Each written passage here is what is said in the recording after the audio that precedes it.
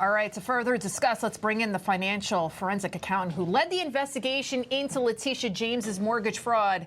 Forensic accountant Sam Antar. Sam, thank you so much for joining us. Thank you for having me on, Lydia. How does it feel after all this hard work? You poured through all the documents. It took a long time. You posted the document trail on social media. You're saying that this case is pretty cut and dry. Of course, Tish James is saying that this is weaponization of the federal government. Your thoughts? I know you said this is just the beginning. Yes, this is just the beginning. There's a lot of hard work left to do. First of all, what they did was they indicted her on her Peroni Avenue property, not the property that you put up on the screen over there. The Peroni Avenue property she purchased in 2020.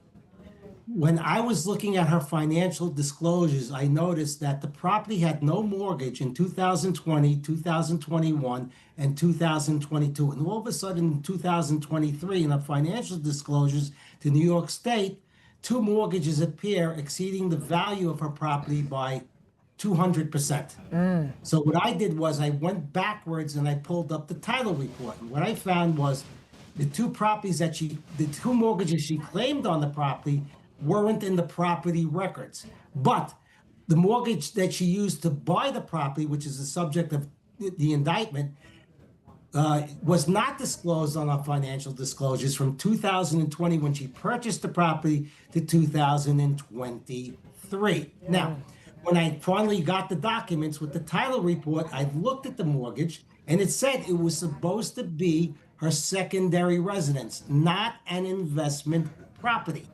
Now, the feds have her tax returns. You can look at paragraph 10 or section 10 of the indictment. It says that she showed income in 2020 and that she used it as a rental property, contrary to what she said to the bank. It was going to be a second home for her.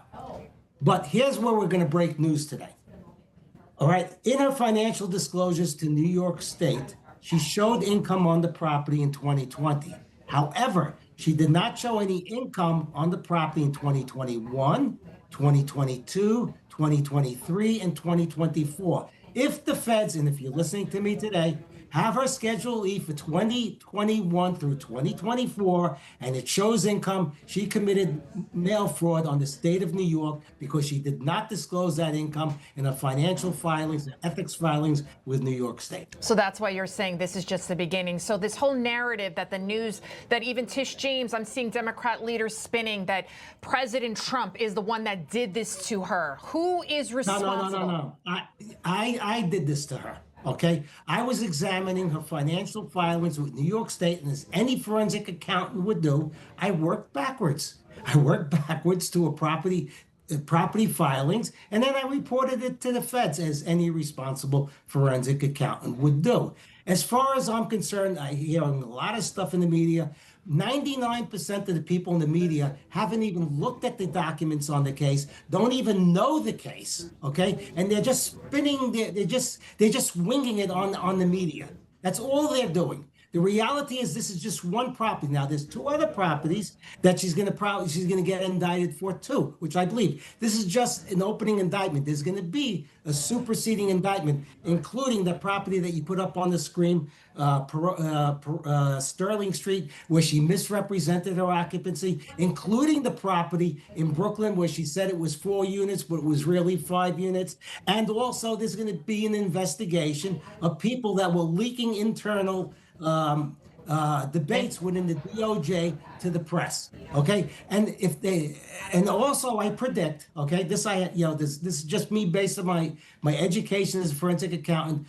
Whoever they don't flip, and I believe they flip people. Whoever they don't flip is going to be indicted along with her. Sam Antar. That's a mic drop right there. I look forward to talking to you again real soon. I know you'll be on my show with me on Sunday at noon. Thank you so much for joining us. Thank you. Thank you for having me on. Thank you for exposing the truth. Thank you, Sam. All right, now.